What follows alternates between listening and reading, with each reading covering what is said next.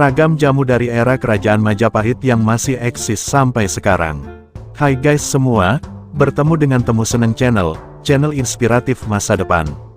Topik di atas akan saya paparkan kehebatan jamu tradisional. Tonton video ini sampai akhir agar tidak gagal paham guys dan menambah pengetahuan kita.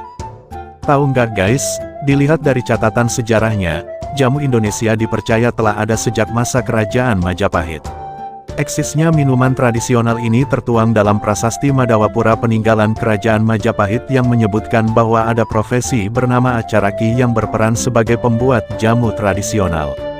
Ini membuktikan bahwa masyarakat Jawa kuno telah mengenal jamu tradisional sebagai elemen penting dalam bidang kesehatan.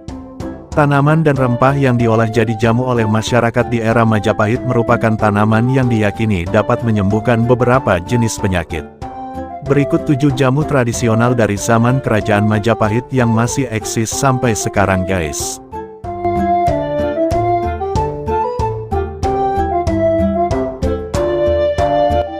Yang pertama, ada kunyit asam.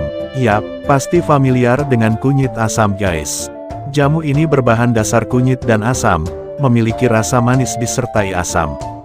Warna kuning dari jamu bermakna sebagai kehidupan yang dimulai dari masa bayi hingga anak-anak yang terasa manis guys.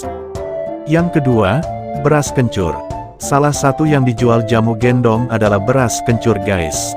Terbuat dari beras dan kencur, jamu ini memiliki rasa sedikit pedas. Rasa ini mengemban makna bahwa kehidupan manusia menuju masa remaja disertai dengan merasakan kesulitan hidup. Ketiga, ada cabai puyang. Terbuat dari cabai jamu dan lempuyang, jamu ini merupakan simbol kehidupan manusia yang menginjak masa dewasa dan mulai merasakan pahitnya hidup. Makna tersebut tertuang dalam rasa jamu yang pedas dan kepahit-pahitan. Jamu pahitan, dengar namanya saja sudah mengira rasanya pahit guys. Jamu identik pahit guys, lihat manfaatnya. Jamu ini berbahan dasar sambiloto, pule, brotowali, dan bidara laut. Dengan cita rasa yang pahit, jamu Indonesia ini bermakna kehidupan manusia dewasa yang pahit, tapi harus tetap dijalani.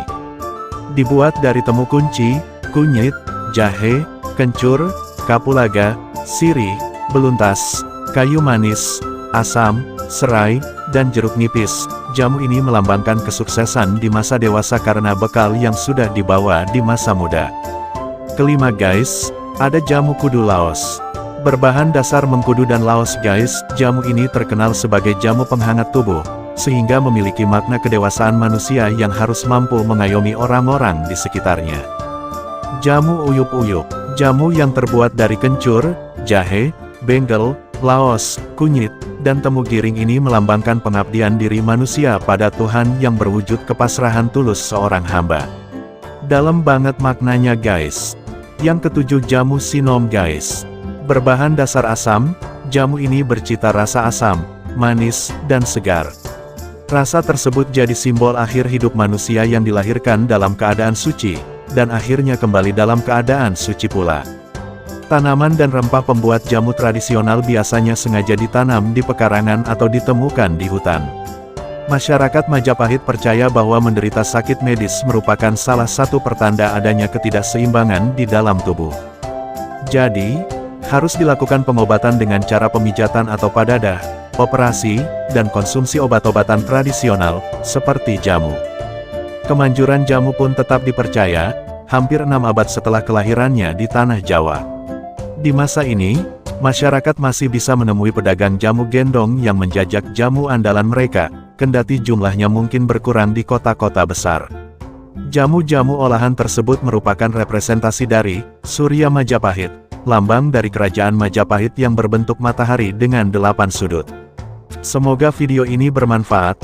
Tonton video-video lain dari Temu Seneng Channel.